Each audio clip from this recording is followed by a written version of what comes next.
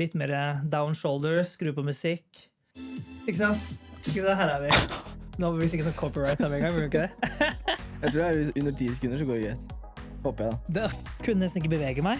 Det kom frysninger, og så bare kom det frysninger over hele kroppen, og det varte hele tiden, og det ble sånn stiff på en måte nesten.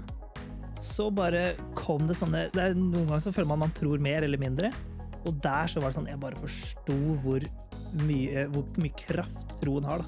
Men så den lille gangen her, det var bare snakk om, det var ikke 45 minutter liksom, det var bare nesten sånn, jeg bare kjente at han gikk gjennom rommet liksom, altså, og det var sånn, jeg tenkte, jeg lå der, og jeg tenkte, jeg kan ikke bevege en muskel nå, liksom. Jeg vil bare... Ja, for nå skjer det noe. Nå skjer det et eller annet. og jeg tenkte bare sånn, det er random fun fact, men jeg tenkte jeg kan ikke svelge spytt mitt i gang, for at jeg ville bare være helt til stede da. Da, Ludde. Bjørtemann. Da er det vår første behind the scenes, eller hva skal vi kalle det her? Ja. Ekstra episode, eller? Bonus-episode. Bonus for de som digger oss.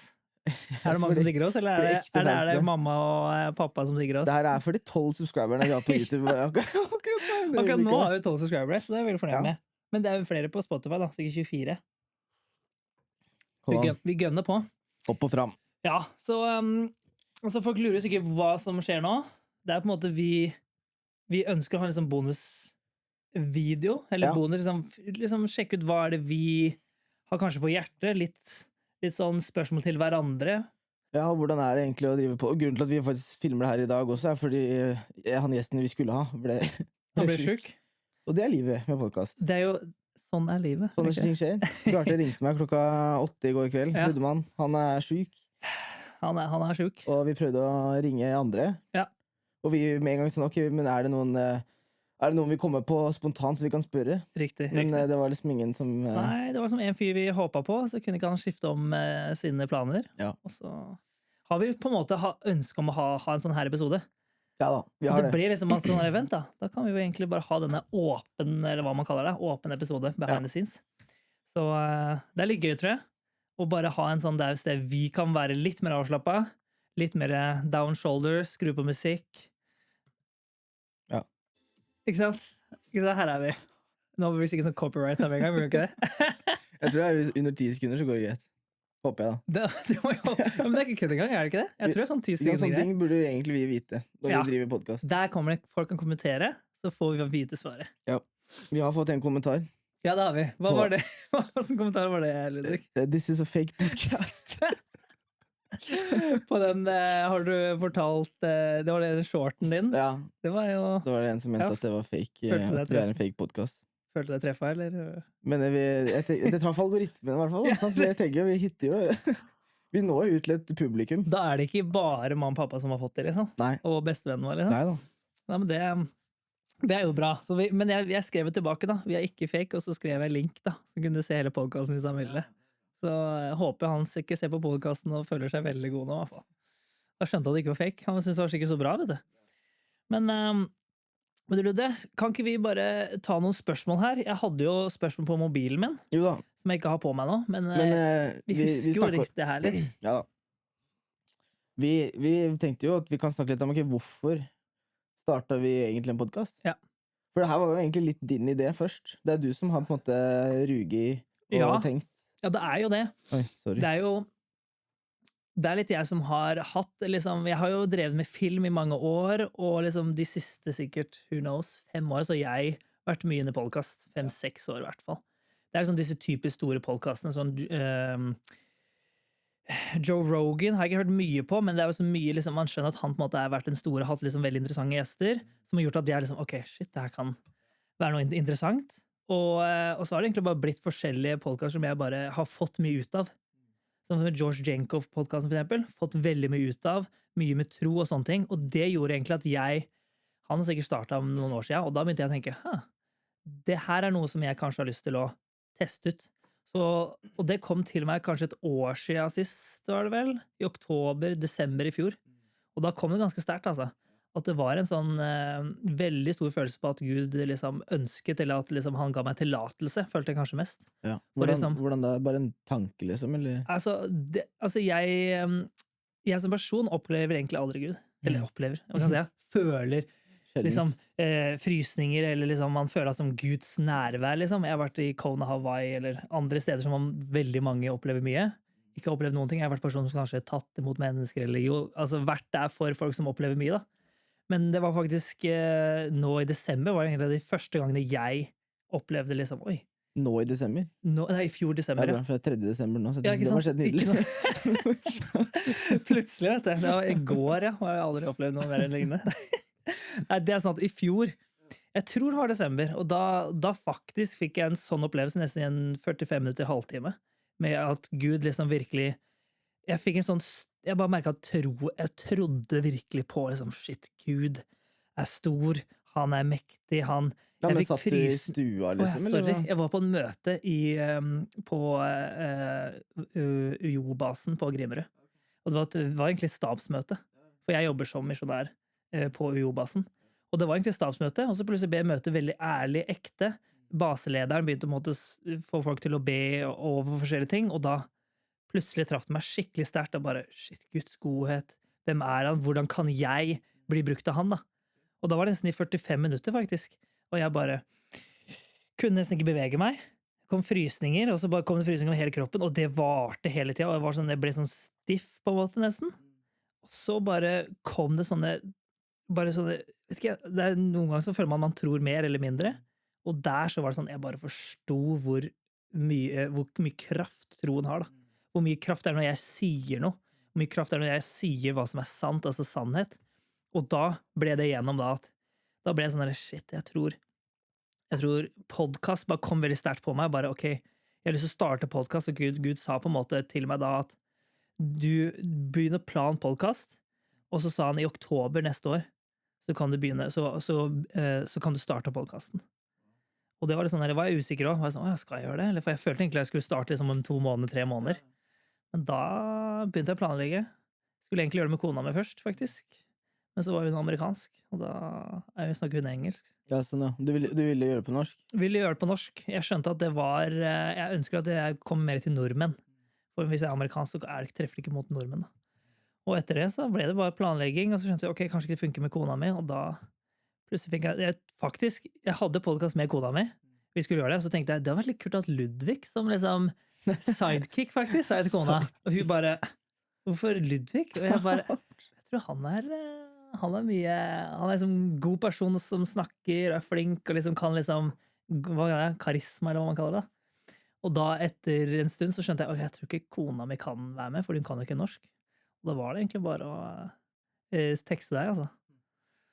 Det er funny, faktisk. Ja. Ja, for det er jo sånn som, vi har jo nevnt det før, men vi kjenner hverandre. Mm. Og jeg vet, til tross for at jeg har bart og skjegg, så er du noen år eldre enn meg. Ja, du er litt eldre enn meg, er du ikke? Nei, det var ikke det. Nei. Men så du var jo min ungdomsleder når jeg gikk på ungdomsskolen, typ.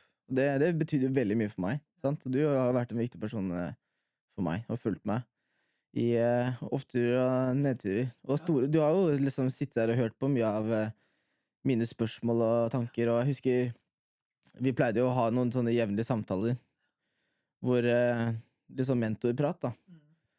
Og jeg husker på en måte veldig mye som at det var stort sett du som på en måte satt og lytta veldig, veldig mye på mye. Det var jo litt sånn. Det er jo det som er interessant for meg, og når jeg hadde forskjellige mentorsamtaler, da, så var det på en måte noen har mer at de bare trenger å få ut ting når de snakker, og det var absolutt ditt DNA, da. Å få og tenke og føle, men fordi du var så passion også. Du ønsket liksom mer av Gud, men sånn som, jeg vet ikke om du snakker vel litt om det, på en måte følelse med Gud, og liksom prestasjon med at nå må jeg føle, nå skal jeg lovsynge, og nå skal jeg bare føle Gud, og han skal liksom være ekte. Det var mye reise der, altså. Ja da. Men det har absolutt vært liksom min greie. Veldig mye sånn. Jeg har vært mye på ungdomsfestivaler, ikke sant? Get Focused, U-festivalen, familielærer, masse greier. Og det var alltid i lovsangen så var det sånn, er det i dag? Du ser liksom, er det i Kommer dag? det, Leon? Kan jeg dette bak her, liksom? Er det plass til at Ja, det er litt det, da. Ja. Nei, det er ikke helt, da. Hvert fall når man hører historier, da, så ønsker man liksom disse crazy tingene.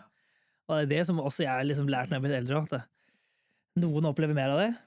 Jeg opplevde det nå en gang, når jeg var 32 år. Og før det så har jeg løpt ut til Gud, gønna på, liksom. Har ikke liksom opplevd noe crazy, egentlig, liksom. Jeg husker til og med jeg hørte en historie om en fyr som var på en ungdomsfestival, og så hadde han, hvis jeg husker det riktig da, så hadde han sagt liksom til Gud at Gud, hvis en av de røde lampene kommer rett på meg, så vet jeg at du er ekte, liksom. Og så litt av hans greia var liksom, det skjedde ikke det året der, men så kom han tilbake neste år, og da hadde en del ting skjedd i livet hans, og da ble han liksom hitta med en sånn her rød spotlight, liksom, da. Og da følte han sånn, oi Gud. Da huska han det på en Ja, da måte. huska han det, og det var liksom en sånn kul historie på hvordan Gud var tålmodig og trofast, og han følte seg sett, da, ikke sant? Så etter han fortalte det sånn, så var det sånn, følg med på de røde, følg med på de røde lampene, liksom. Ludvig som 14 år, shit, kommer du røde på meg, eller? Ja, det er Ja, men funny. faktisk helt riktig, da. Det er på en måte, jeg tror faktisk at veldig mange har sånne random tanker. Og så det er ikke, jeg har aldri sagt det før, liksom. Sant? Den der tanken at jeg hadde den tanken der. Og det er 1000 tanker som jeg har, og som garantert andre folk har, Ja. liksom. Og det er jo ønsker på en måte å bli sett, sikkert, eller vite om Gud er. For det er det som er reisen med oss alle. Er Gud ekte? Hvor ekte er han egentlig, liksom? Er det bare at Bjarte som ungdomsleder har liksom opplevd noe, og så er det egentlig bare for meg, og så er det ingen andre som føler det, eller er det fake, liksom? Så Og du nevnte jo det i stad, da, men sant at det er jo podcast har jo blitt en stor greie. Det har blitt en sånn stor kanal som mange, det er sykt mange bra folk som har podcaster. Og du nevnte jo George Janko. Vi er ikke sponset, altså, for å si det her. hvis han vil, så må han bare gjøre det, altså. Men han har jo vært en inspirasjon for oss. Vi har jo nevnt han mye, ikke sant? Vi har det. I hvert fall i våre samtaler, liksom. I våre Fram og samtaler, tilbake. ja. Ja. Liksom sånn mellom slaga. Og noe av det som jeg tror jeg synes er kult med hans podcast, da, Ja. er jo på en måte at du har jo, hvis du ser liksom fra starten og utover, så ser du at faktisk han vokser. Han stiller gode spørsmål, og han sånn, mer nå i det siste, så preacher han jo på en måte litt mer, da, ikke sant? Til gjestene sine. Og man har på en måte blitt med på en liten reise med han, og nå kona hans, og Og det i seg selv, da. Altså kone, liksom. Først var de sammen, og har det på en måte gjort, og så har det kanskje feila litt, men har vært åpne med det òg, da, til og med. Som er jo liksom skummelt i den forstand, kan jeg tro. ja, og det er jo liksom sånn det er jo det jeg og vi har merket også med podcast, at oi, det er jo ting som jeg har delt på podcasten som jeg ikke, det er ikke sånn at jeg har gått og sagt ut til folk, ikke sant? Det har kanskje vært en sånn ting jeg har fortalt på tomannshånd til en fortrolig kompis. Ja, og den røde lampa, liksom. Ja, kanskje ikke det, akkurat den, Altså, da. sånne ting. Den er litt random, men ikke sant, så jeg har jo merket det at oi, nå er det, vi har 12 subscribers på YouTube, og det er jo ikke sykt mange som har hørt. Nei, det er jo ikke det. Men konseptet er, det ligger jo der, ikke sant? Hvem som helst kan se, foreldrene mine kan se, svigerforeldrene mine kan se, sant? Venner, barndomsvenner. Og jeg nevnte jo på forrige episode, så nevnte jeg også at det er ting på videregående, liksom, hvis jeg kunne gå tilbake til videregående, så ville jeg gjerne sagt unnskyld til en del folk, ikke sant? Så kanskje de hører på, sant?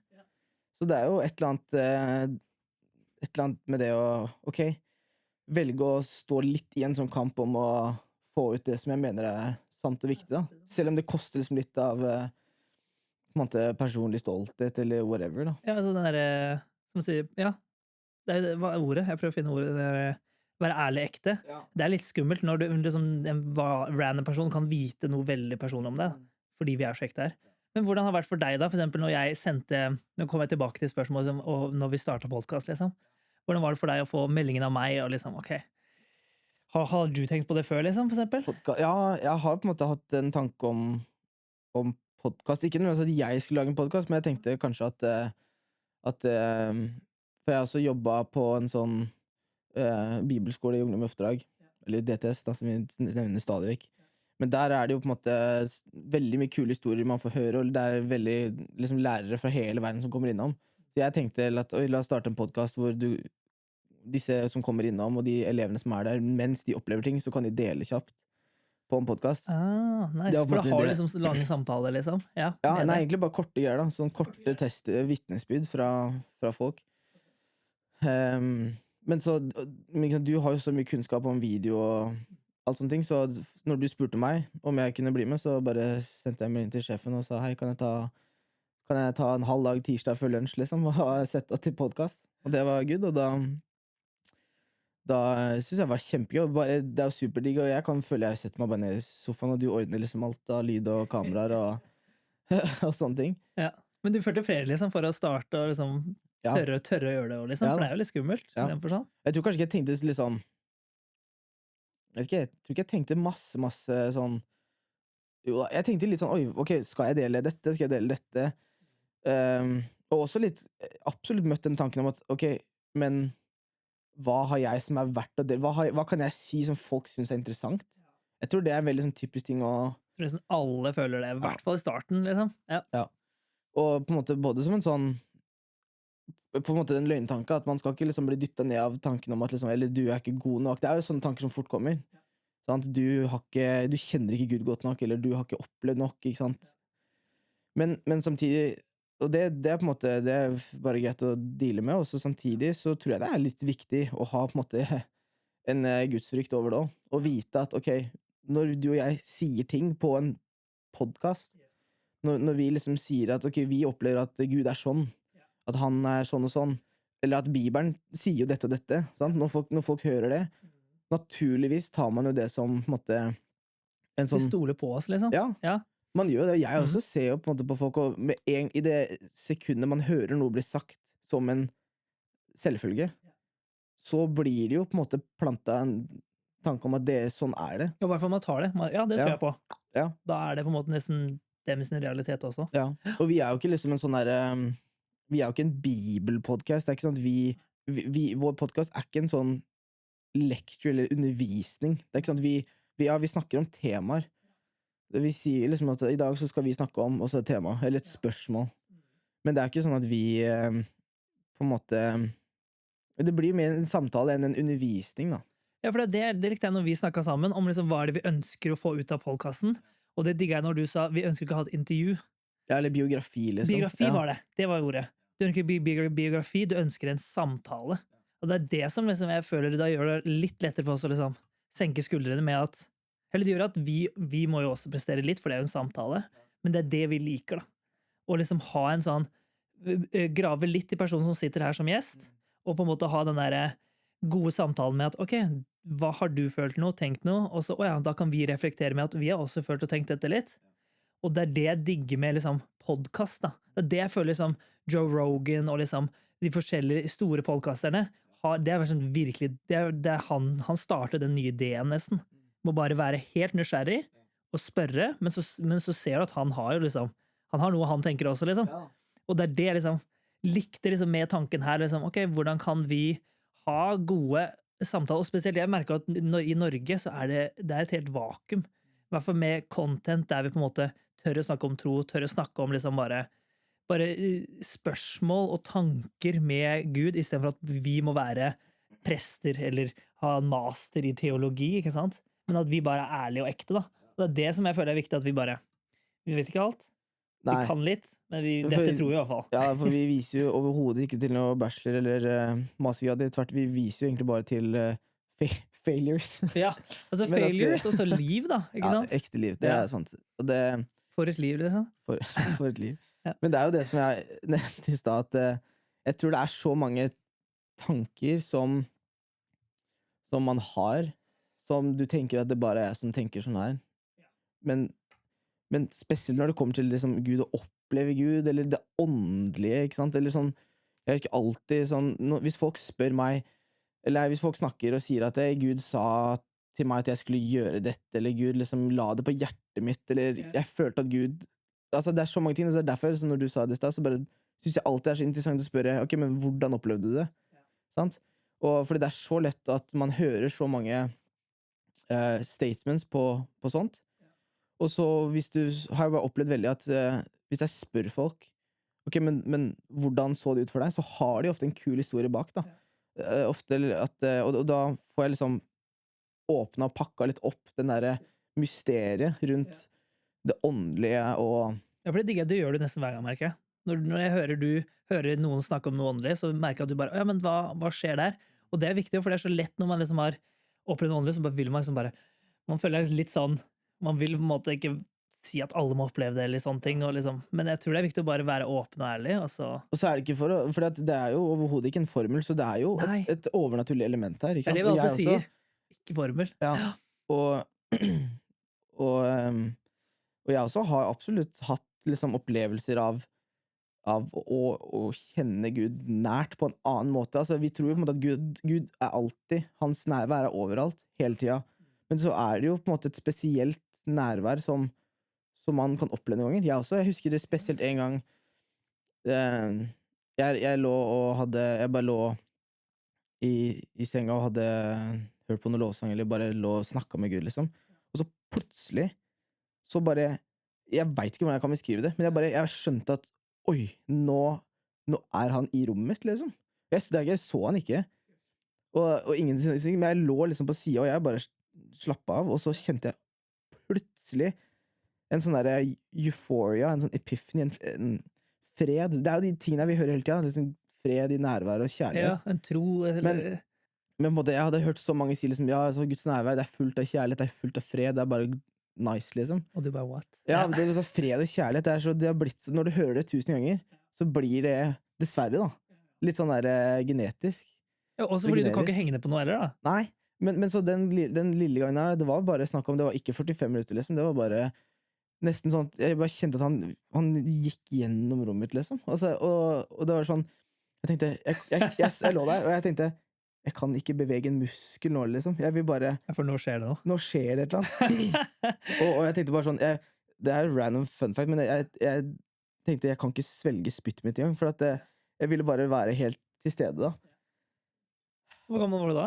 Nei, det er bare et par år siden at det skjedde. Et par år siden, ja. Og så ja, så det var en veldig spesiell opplevelse. Og så ble det bare borte. Ja, så på en måte ble det vanlig igjen da. Det er interessant. Det er interessant. Og så, ikke sant, alle har jo opplevelser i hverdagen hvor liksom, altså bare sånn, når masse koselige ting skjer, så det blir liksom sånn overload, så får man liksom sånn der euphoria, eller sånn der ting bare føles perfekt ut, liksom. Livet er liksom the perfect day, eller morning. Men det var liksom alt sånn, og det er på en måte sånn, den følelsen av at når han var i rommet mitt, liksom, at jeg kjente at, vet du hva, ingenting betyr noe. Og nå skjønner jeg litt mer hva folk sier når de sier det. Ingenting betyr noe når du virkelig kjenner at Gud er nær da. Og sånn, altså jeg kan liksom ha prøvd å ikke recreate det, men det er mer sånn, jeg tenkte sånn, ok, men hva gjorde jeg liksom som, det.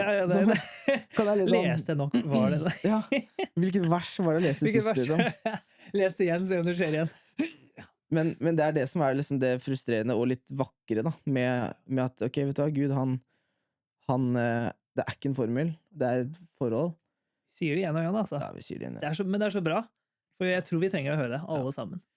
Ja, så det her ble litt sidetrack da, men liksom tilbake til, ok, podcast, hvorfor starter vi podcast? Det er jo litt som du sier, fordi at jeg tror det er kjempeviktig at vi har en stemme ut til folk som på en måte litt sånn som oss, vi lever jo vanlig liv, ikke sant?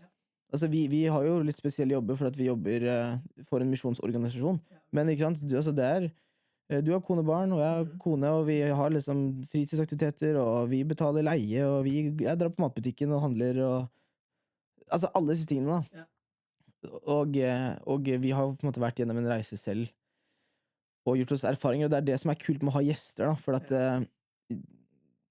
sånn som forrige episode med Yngvar, så han har jo sin historie. Han har gjort seg mye tanker rundt ting som har oppstått i hans liv, ikke sant? Folk som har opplevd sykdom, nært dødsfall, de opplever ting ved livet og ved seg selv og Gud, som ikke jeg har, sant? Og det er ikke sånn, ikke sant? Jeg skal ikke, man går ikke og påfører seg selv sykdom for å liksom, og jeg vil oppleve Gud på en sånn måte. Men det er derfor det er fint å ha en sånn samtale med mennesker da, som kan dele, og jeg nevner det 1000 ganger, men det Ole José sa, at Gud feirer med oss på toppene, og så blir vi kjent med han i dalene. Det er det, altså sånn podcast, når vi snakket, bare rett før vi hittet record her, sånn, så snakket vi liksom om, ja, hva skal vi snakke om nå, altså, hva gjør vi, og så snakket vi om at, vet du, noe av det som er så kult med å være med på en podcast, og snakke med så mange folk, er at jeg lærer jo ting. Ikke sant? Vi kommer jo ikke her for at du og jeg skal sitte og belære en gjest, eller vi skal belære de som hører. Og det digger jeg med det vi gjør. Ja. Vi er på en måte et spørsmål. Vi er ikke at vi er bedre enn dem, liksom. Så jeg håper jo liksom at folk kan oppleve at liksom gjennom at vi ønsker å lære, så lærer de. For ikke sant, hvis podcastepisoden og det som blir sagt, blir jo bare sagt ut fra hva vi spør, på en måte. Så det er jo et sånt ansvar som ligger på oss som hosts til å stille gode spørsmål, være nysgjerrig, og så er det jo mye vi lærer i det også. Ja, så vi prøver det, vårt mål, da, som du snakket om i sted, det er på en måte å få hverdagspersonen til å kanskje lære litt, men også bli pushet litt fremover med, jeg lever et vanlig liv, men jeg tror Gud har noe for meg her. Det er det som ble på en måte visjonen min igjennom dette året også, hvis jeg går tilbake til spørsmålet, vi snakker overalt her, men at det liksom ble den der, hvordan kan vi hjelpe en ung voksen, og som jobber eller studerer, og så kan vi liksom pushe, eller få gjester som også lever egentlig vanlig liv, men som vi kan liksom få dem til å liksom kanskje, åja, er det noe visdom? Og det er det jeg føler, det er så mye som du ser igjen og igjen, liksom forskjellig visdom som nesten er i samme episode, som gjør at vi for eksempel kan få kanskje de som hører på dette her ukentlig, eller hva det er for noe, med at de bare, åja, vent da, jeg kan jo kanskje pushe meg her, jeg kan kanskje gønne på, og hvis folk er i en troskrise, da, eller vi vet jo selv at i forskjellige perioder i livet vårt, så plutselig er vi litt mer usikre eller mer der. Og det er det jeg føler at det er så viktig med å ha denne podcasten som gjør at kanskje vi kan hjelpe noen på en reise. Da. Så som forrige gang med Yngvar, så snakker vi om liksom faktisk ha disse tidene da du faktisk blir challenged med å nesten ikke tro. Det for eksempel, for meg var det sånn, for jeg redigerer de her også, ikke sant? Og når jeg hørte igjen, så var det sånn, shit, det her er så viktig, og liksom, kanskje en som går gjennom det samme, så vet han, åja, du kan faktisk ha en krise, det er greit. Det er ikke at du liksom, nå skal jeg liksom bare forlate alt, og alt er liksom, går i grus, liksom. Og det er det jeg liker med podcasten, at vi kan hjelpe vanlige, daglige studenter, jobbfolk, og bare de vet at det kommer til et sted, der vi stiller spørsmål med å kanskje få folk til å ta et litt steg i tro, da. Fordi de har hørt historien nå, og de vet at det er mulig, da.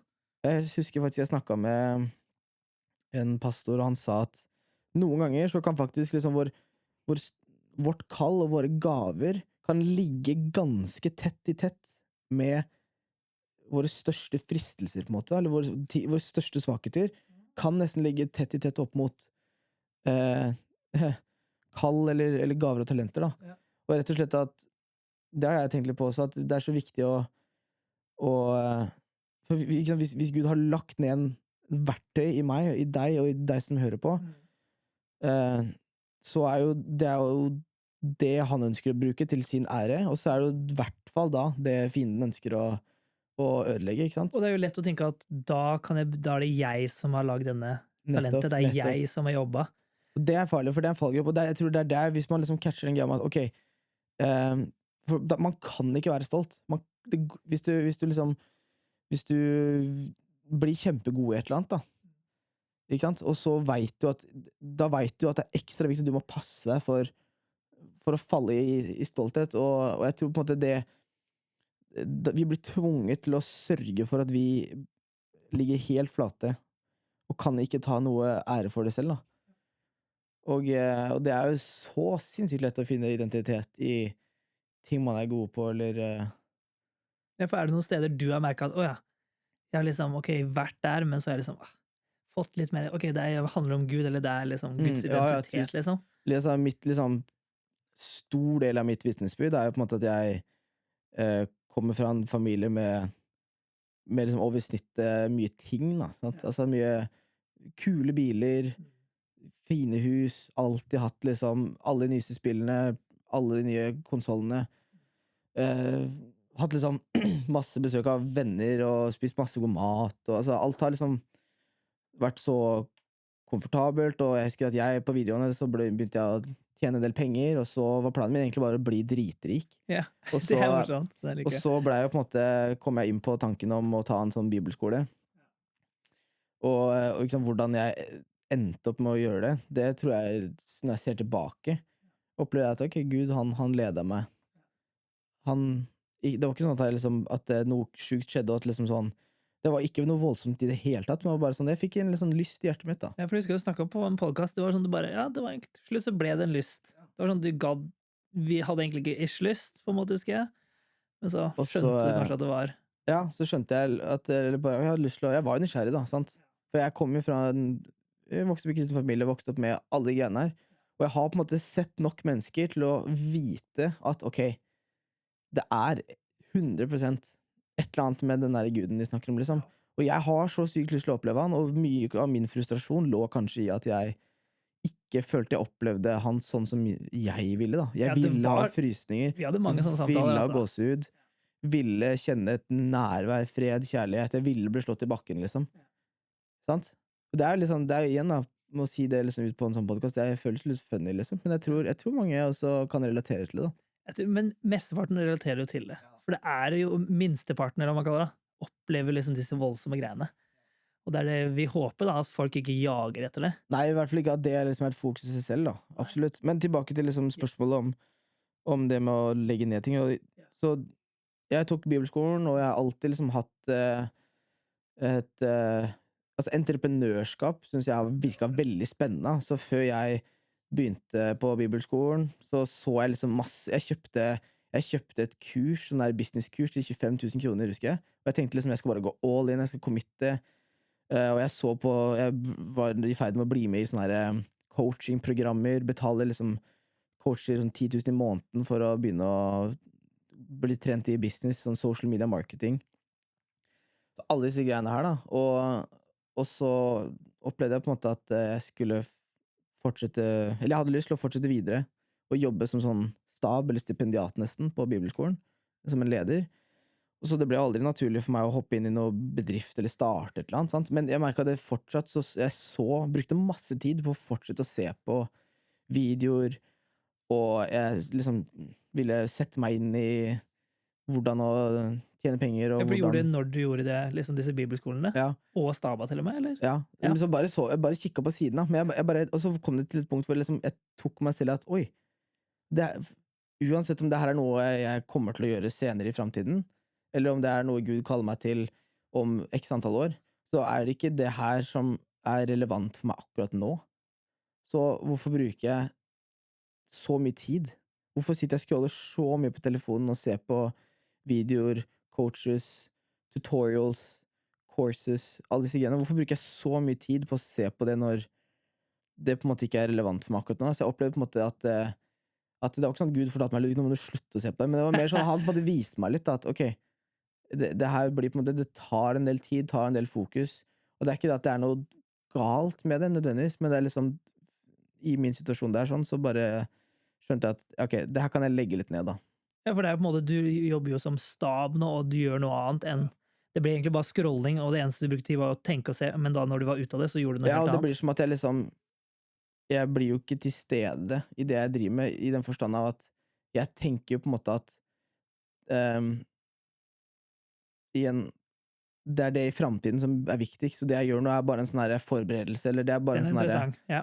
ja, og det er, ikke sant, hvis man studerer også, du tenker liksom at si 5 år for å få en master da, det er ikke sånn at de 5 årene bare er liksom waste, fordi at du må bare bruke 5 år å studere for å få den der mastergraden, ikke sant?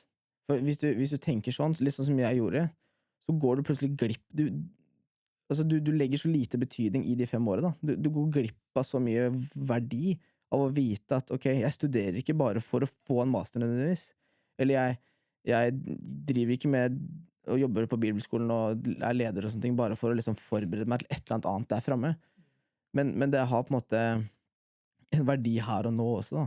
Ja, den er fin at du liksom klarer å være i nuet og bygge da ressursene opp med de mennesker du er med, den tiden du har med mennesker, i stedet for å alltid bli sånn, åja, den businessen i fremtiden, der du skal gjøre det alene, eller? Ja, men seriøst, det var absolutt sånne ting. Og så merket jeg en ting som også som utfordret meg, var på en måte å møte, jeg kom så tett på mennesker i løpet av den korte skolen da. Altså du får jo høre på en måte deres historier, deres ups og deres downs, og så drar du på en sånn misjonstur, og du blir veldig godt kjent da. Yes. Og så- Leve med folk i 3 ja. måneder. Og så plutselig, etter 6 måneder, så bare ser jeg mest sannsynlig aldri den personen igjen. Og absolutt, man kan jo holde kontakt, du kan sende melding og whatever, men sånn, det synes jeg var vanskelig da. Og tenke, hva er poenget med å bli kjent med folk hvis vi stikker etter 6 måneder? Og så når jeg på en måte tok meg selv litt i det, da. At oi, det faktisk sånn jeg tenker. Jeg på en måte gadd ikke å bruke så mye tid med folk, for jeg tenkte jeg kunne heller se på businessvideoer, eller jeg kunne heller bruke det enn å koble med folk. Så innså jeg at vet du hva, det er så mye jeg lærte da, ved å forstå at selv om altså noen mennesker går man sånn her med, ikke sant? Noen barndomsvenner går du langt med, og du gifter deg, og da går du jo helt sammen hele veien, ikke sant? Men det å faktisk tørre å investere i mennesker i det krysningspunktet, det også lærte meg en del ting, da. For plutselig så begynte jeg å se på folk litt annerledes. Altså jeg skjønte at ok, du gir ikke meg verdi bare fordi vi det er ikke bare for å gå langt sammen at du er verdt å henge med. Det er verdt å henge med deg. Det er verdt å bli kjent med deg. Bare om det er et 5 minutters møte på matbutikken, liksom. Sant? Ja, for det handler litt om å gi utenom at du må motta, vel, egentlig? Ja, egentlig. Absolutt. Ikke sant? Det går jo over i man kan liksom dra den parallellen her til mange ting. Men ja, absolutt så og det med å legge ned stolthet, og det altså mine interesser også. Ikke sant? Og jeg tror en av mine ting som jeg merket at kom veldig opp da når jeg gikk den bibelskolen selv, var at jeg har på en måte aldri hatt én ting jeg har vært veldig god på. Altså jeg har aldri på en måte vært han liksom, ja, Ludvig, det er jo han som er dritgod på snowboard, eller ja, Ludvig, det er jo han som er sykt god til å lage film, eller sånne ting, men jeg har på en måte jeg kan litt film, jeg kan litt snowboard, jeg kan litt her og her, så jeg følte meg som en sånn potet da, hvis man skjønner det begrepet. Interessant, ja. Og jeg husker, jeg gråt liksom, jeg synes det var vanskelig, jeg lå i armkroken til en som var mentor for meg, han var bare 1 år eldre enn meg liksom, og jeg seriøst ble skikkelig det tok meg veldig da, for jeg merket at jeg ville være han fyren som var dritgod i fotball.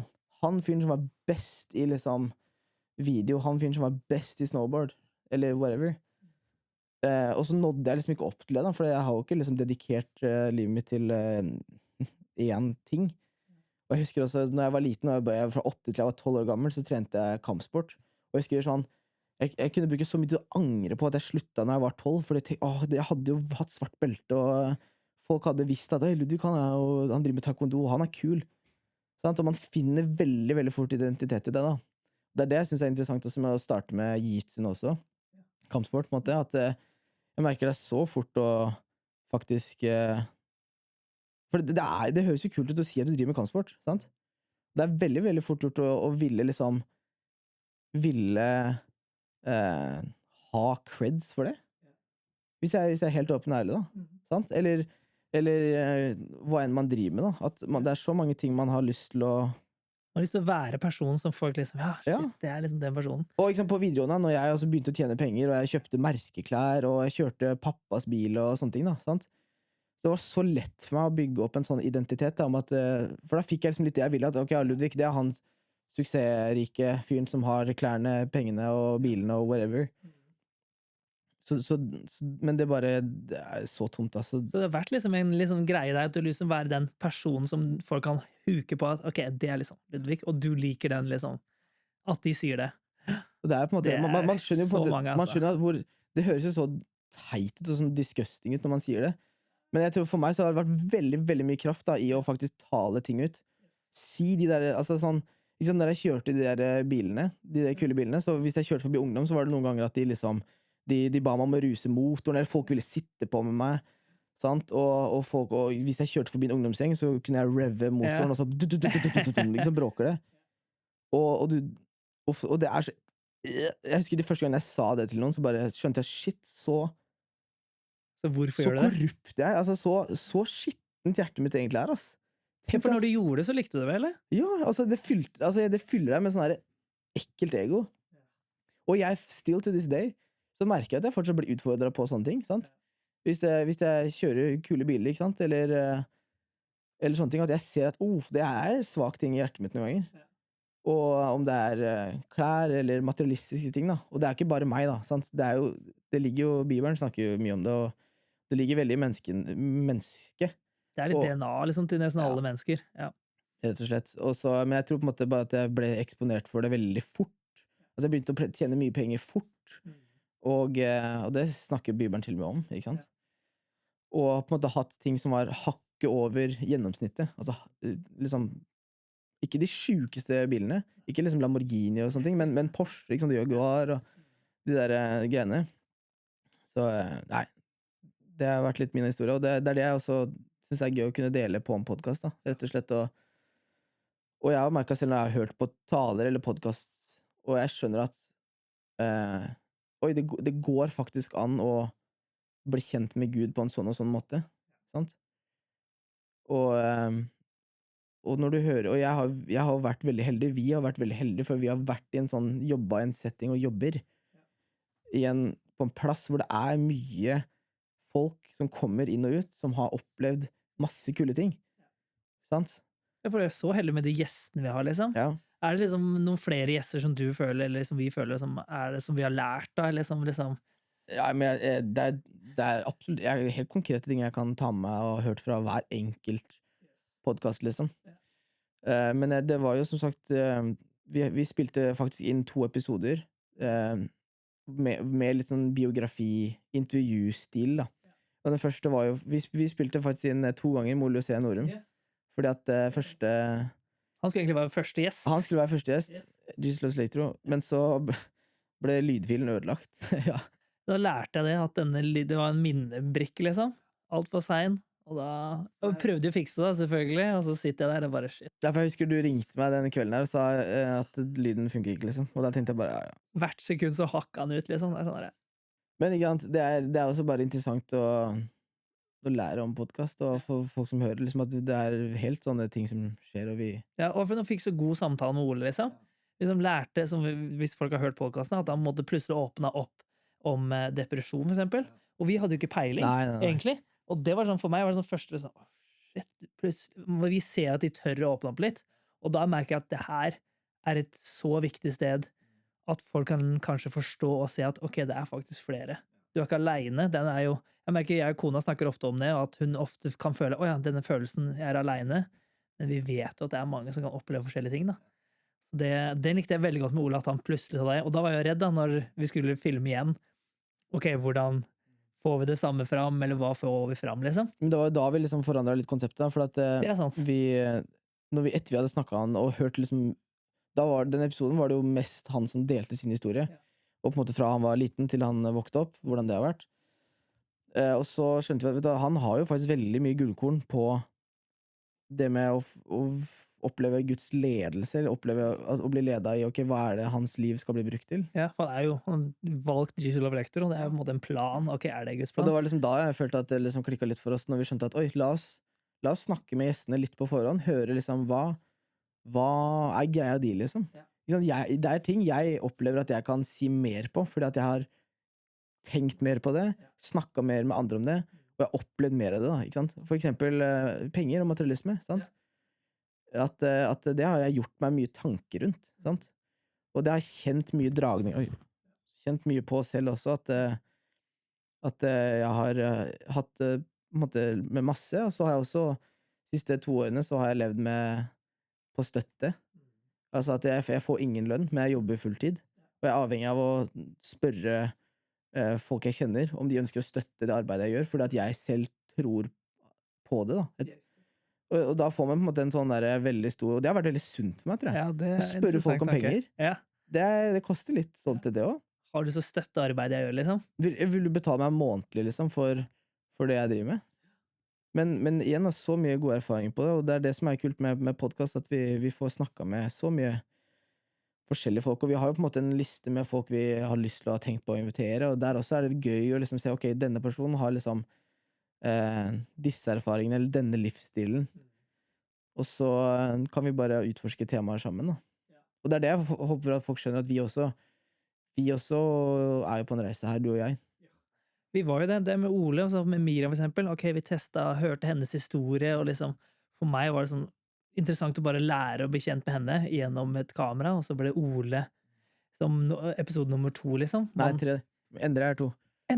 Endre var det, vi glemmer alt den der.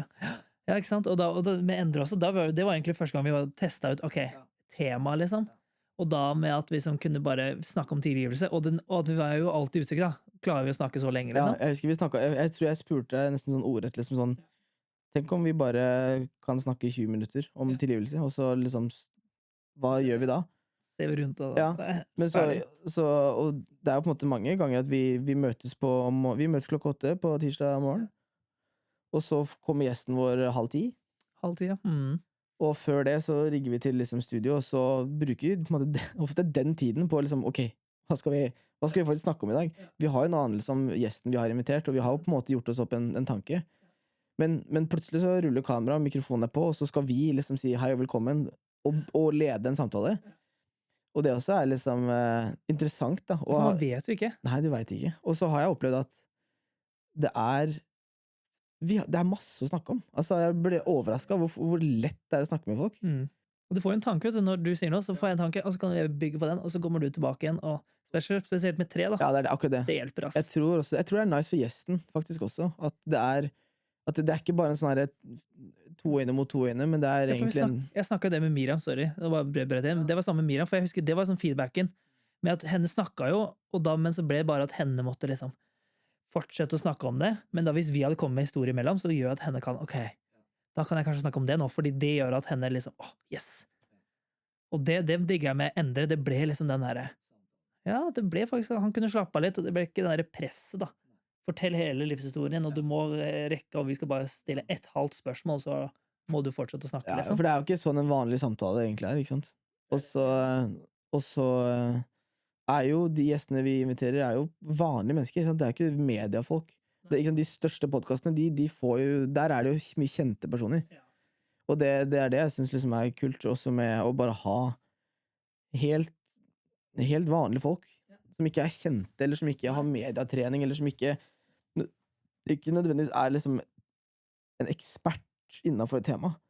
Så det er ikke sånn at det er heller ikke sånn at vi finner et tema, og så finner personen. Det er egentlig motsatt. Vi finner en person, og så finner vi tema, ut fra, ok, hva er det vi tror at de kan, hva er det de har lyst til å dele? For jeg tror alle har liksom tanker og ting som interesserer oss mer enn andre, og det er liksom temaer som jeg synes er mer, hvor jeg føler jeg kan bidra mer enn andre.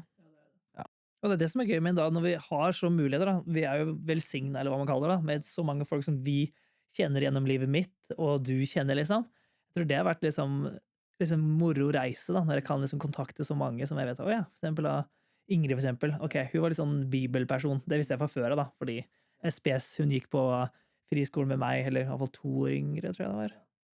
Og det er liksom, det var veldig, spesielt med henne var det gøy å ha sånn, ok, nå kan vi ha liksom en som vi kan svare til, eller liksom spørre spørsmål. Jeg digget når du liksom snakket, ja, du trodde du skulle gå unna det onde spørsmål.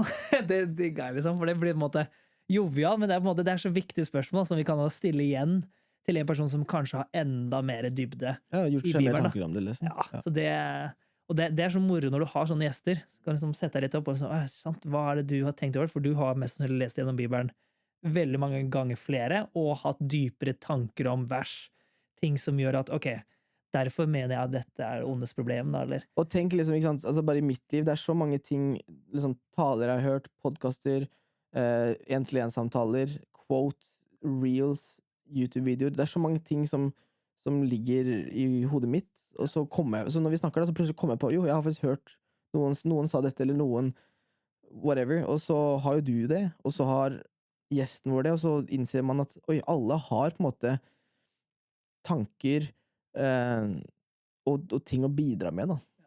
Og det er det som på en måte er gøy med en samtale, og som jeg synes er veldig gøy med å være på en podcast også, at jeg merker at det tvinger, altså hjernen min jobber jo når vi snakker, så det oppleves naturlig å snakke, men hjernen jobber jo på liksom å koble tråder, og tenker, ja, det her er jo relevant å si nå. Ja, og det her kan hjelpe noen, og det her kan gjøre kanskje at, ok, nå kan vi sammen lære noe, eller forstå noe dypere da. Det er det jeg digger med ny gjest, da er det nye tanker, ny dynamikk, ja, det blir ordet liksom. Og det synes jeg er veldig moro, og hvor forskjellig det er da, med forskjellige gjester liksom. Med Yngvar var jo den siste nå liksom, da merket jeg at det var en ganske annerledes dynamikk enn med Ingrid. For på en måte da var det, ikke sant, han som person er annerledes, han opplevde noe enda mer sånn, jeg kan kalle det, han måtte ha tenkt mye mer i dybde og liksom gått opp og ikke opp og ned, jo, på en måte opp og ned òg. Med historien da han følte han liksom mista troa si, liksom. Men med Ingrid så var det sånn jeg nesten alltid trodd, liksom. Der hun var litt mer ligna på meg, følte jeg, men jeg har jo hatt en, som jeg sier, den ene dagen ikke jeg trodde. Men henne var det sånn, ja, les i Bibelen, jeg skjønner at det er viktig, jeg bare gønner på, så fortsett å lese. Og det Og når etter jeg hadde gjort min bibelskole, det var på en måte det året der, så var det veldig mye som skjedde i livet mitt, og det var liksom da jeg følte at jeg, ok, catcha ordentlig at Gud er ekte. For jeg fikk se folk bli helbreda, jeg fikk høre og lære om hvem Gud er, ikke bare liksom se på Bibelen og tenke at det her er bare kjedelig, sånn ritualer jeg må gjøre hver morgen. Og jeg bare så at forholdet mitt til kjæresten min, som nå er kona mi, det forandret seg helt. Forholdet med foreldrene mine forandret seg, forholdet mitt til vennene mine. Altså jeg bare så at jo bedre jeg ble kjent med Gud, jo bedre ble livet mitt. Og så er det jo ikke alltid at sånt, altså det er viktig å presisere at det er ikke sånn at bare vi stoler på Gud, så blir alt ja, at han kommer til å styre verden perfekt for deg, ja, liksom. eller at alt bare blir enkelt, og alt blir bare bra, men altså, det er nesten litt motsatt noen ganger, at du blir egentlig utfordret mer til å da snakke sant når ikke du egentlig burde, og faktisk tørre å ta samtalen, som du har vært åpen her da, med moren og faren din, liksom. Ok, jeg har lyst til å fortelle, liksom, og være ærlig med moren og faren din, eller jeg tror det gjør nesten jeg føler nesten man sier jo at det er på en måte lettere, men han har liksom pusha oss i forskjellige retninger da, gjennom hele livet mitt, så har det alltid vært sånn, jeg skjønner når Gud sier liksom, for eksempel når jeg var i utlandet og følte at jeg skulle gi bort et av kameraene mine, liksom. Jeg lå i senga, så bare kom det bare så tydelig, liksom. Og jeg bare skjønte at, søren, nå må jeg gi bort. Altså, men i min egoistiske tanke tenker jeg, søren, nå må jeg gi bort. Men så visste jeg med en gang, det her er så viktig, det er så sannhet, det i denne tanken her, at jeg ønsker å gi den bort, men det er ikke alltid like gøy. Og det er liksom den reisen som er gøy med Gud, da. At du, som du sier, når du blir pusha, liksom, men det gjør det bedre. Det gjør at du liksom jeg kan velsigne noen, og det handler ikke om meg, da. Akkurat det, altså, så etter den bibelskolen og den tida der, det er ikke bare på grunn av skolen, det er fordi at jeg valgte å bruke tid med Gud, jeg valgte å investere, sette av liksom et helt halvår for å være omringet med interessante mennesker og sånne ting, så det forandret jo livet mitt.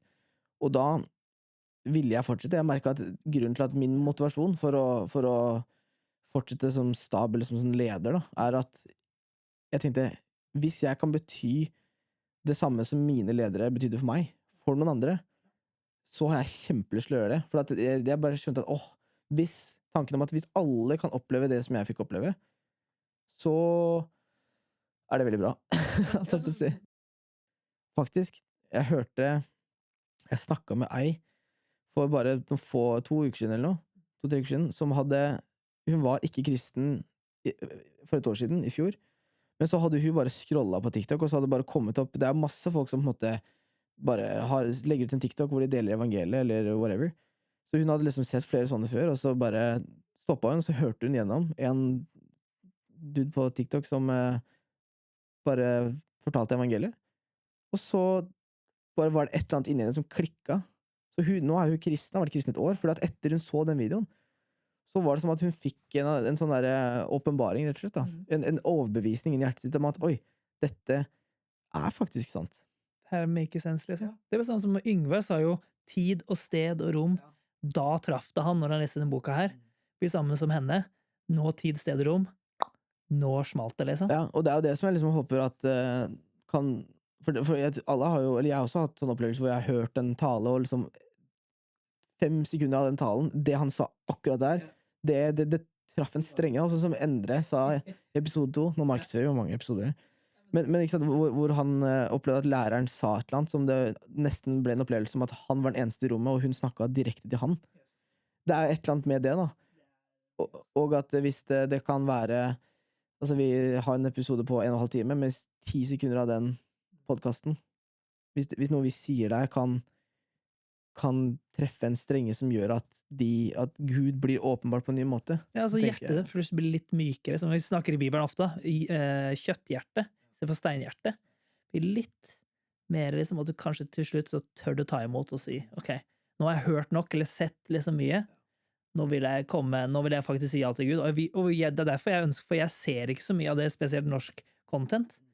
At det på en måte folk som har høy kvalitet, og kan liksom gjøre noe som kan hjelpe folk i å virkelig ta steget i tro, da. Ja. Jeg oppfordrer alle til å finne seg en mentor. Det mitt Jo. pro-tip for denne episoden her. Plutselig pro-tip kommer inn her. Ja. Men det er Mentor. sant. For jeg var jo selv faktisk, når jeg var på bibelskolen, så hadde jeg en mentor. Han var bare 1 år eldre enn meg. Men han var nesten som en gammel mann i en ung kropp. I noen kropp, ja. Så, veldig, veldig fin fyr, og det var på en måte, teachinga var kjempebra. Å sitte i timene og på en måte få undervisning var veldig bra, men det var de der 1-til-1-samtalene som virkelig gjorde at jeg kunne dele mine tanker, frustrasjoner, oppturer, nedturer, og bare ha en person som hørte på meg, var veldig viktig. Så når jeg også selv ble på en måte, har vært mentor for noen andre gutter, så har jeg alltid sagt det til dem før de skulle dra hjem etter skolen. Så sa jeg at det her har vært dritbra, og når du drar hjem, please, finn en mentor. Gjerne gå i en kirke, finn fellesskap, andre ungdommer som også tror, og bli også for eksempel med en cellegruppe, eller husgruppe, hvor du har da har du på en måte 1-til-1, så har du en mindre gruppe, en husgruppe, og så har du et stort kirkelig fellesskap. Jeg tror det er litt sånn ting som jeg har tenkt på at jeg vil oppfordre folk til. Ikke fra et sånt slavisk religiøst ting, men bare fordi det er veldig sunt, tror jeg, å omgjenge seg med rett og slett kunnskap og visdom, og bare samtaler. At man dukker opp i gode samtaler oftere, hvis du søker det, enn hvis du ikke gjør det. Og der igjen, da, det enkleste er jo egentlig ikke å gjøre det, men det som er faktisk, det er utfordring å være med folk, eller å pushe selv i en gruppe, eller være i en menighet, det er på en måte, hvis du har lyst til å bli utfordret, så er det noe å bare ta de stegene, for Gud ønsker kanskje han ønsker fellesskap imellom hverandre, oss som mennesker, han har skapt oss til fellesskap, men vi vet jo at vi kommer til å trigge hverandre, vi kommer til å menigheten kanskje gjør noe feil, eller sier noe feil, men jeg tror det er en kamp der som vi sammen burde liksom, ok, prøv å komme inn som en person som kan i hvert fall ha sannhet, eller hjelpe, eller bli en velsignelse for kirka, i stedet for at du kommer og sier at nå skal du gi meg alt, liksom. Og jeg tror det er igjen, vi prøver å gi litt visdom da, til folk. Okay? Jeg tror det er en viktig tanke da, å komme inn i sånne ting. Jeg tror plutselig gikk det her en lang stund, tror jeg. Ja. Jeg tror det var bra det her, altså. Ja, vi vet snakket ikke om vi har noen siste ord som vi tenker om, eller? Nei. Altså, rett før vi startet denne episoden her sånn, så tenkte vi jo kanskje at vi skulle snakke i 20 minutter. Jeg aner ikke hvor lenge vi har... Nå er vi behind the scenes, da. Det er jo ikke en time, tror jeg. I hvert fall. Det er liksom hjertet vårt er bare å kunne ha en behind the scenes. Folk har i hvert fall blitt litt kjent med oss nå. Nå har de blitt litt kjent med oss. Etterpå så skal jeg spise lunsj, og da har jeg laget egg og brødskive med ost og skinke. Digg. Jeg gunner på med makrell og tunfisk. Fisk. Omega-3. Og så er jeg ferdig på jobb 4:00. Digg. Og så skal jeg på husgruppe, faktisk. Husgruppe i dag. Vi er 8 gutter, og vi skal spise litt middag og gå gjennom et opplegg. Ja. Og så går livet videre. Går livet videre? For et liv. Ja, men det er for et liv. For et liv. Ja, men jeg tror det er bra, det, altså. Så nå, hvis ikke vi har noen siste tanker, så sier jeg også takk for at folk følger oss, eller ønsker å høre. Og vi håper jo at folk kan, hvis det er, ja, kommentere, eller sånn at vi kan lære å kjenne oss, hvem som hører på oss, eller som er med oss. Hvis det er spesifikke temaer som folk lurer på, eller synes har vært kult å snakke om, så det er jo dødsfett hvis folk kommenterer det i kommentarfeltet, liksom, at vi kan se hva er det, fordi vi har jo vår tanke om hva vi synes er interessant, eller hva vi synes er spennende å høre om, men vi lager jo ikke den podcasten her bare for oss selv. Og det er bare en interessant tanke, hvis det er noen spesifikke podcaster folk hører mye på, kan nesten bare legge dem under der også, så kan vi liksom bare forstå, ok, hva er det folk egentlig hører på da? Hva er det folk synes er interessant å se på? For det kan være andre podcaster i Norge som faktisk er kristne, som er egentlig ganske gode, som ikke folk kanskje vet så mye om da. Det er fint for oss å vite om det også. Og bare se at, ok, hvordan kan vi kanskje samarbeide med det, eller være et fellesskap da. Nei, som vi normalt er på en måte start og slutt, alt det der, hvordan skal vi gjøre det? Ja, men vi bare, sier takk for oss. For et liv. For et liv. Ja. Ser i alle kameraene. Se på alle kameraene. Ja. Håper at dere har vi vet jo at vi senere gir den her ut i jula. Ja. Så kan man si god jul da? Er det man sier? God jul. Eller kanskje, ja, whatever. Det er ikke en juleepisode da, men det er bare... Altså det blir som midt i romjula. Det blir kanskje det. Desember gjorde romjula. Men jeg håper at folk har en fin jul og koser seg i livet, og vi Og så kommer kommer vi tilbake med nye episoder til nytt år. Kom an. Mange kule gjester. Vi har vel egentlig ikke schedula noe. Har vi Jeg det? skulle ha noe allerede, men det kommer jo da noen Vi har etter 1. jul, da. mai, vet jeg i hvert fall. 1. mai. Den er spennende. Det er morsomt. Han liker vi, så det må dere glede dere. Ja. Men da snakkes vi. Kom an. Talas. Ferdas.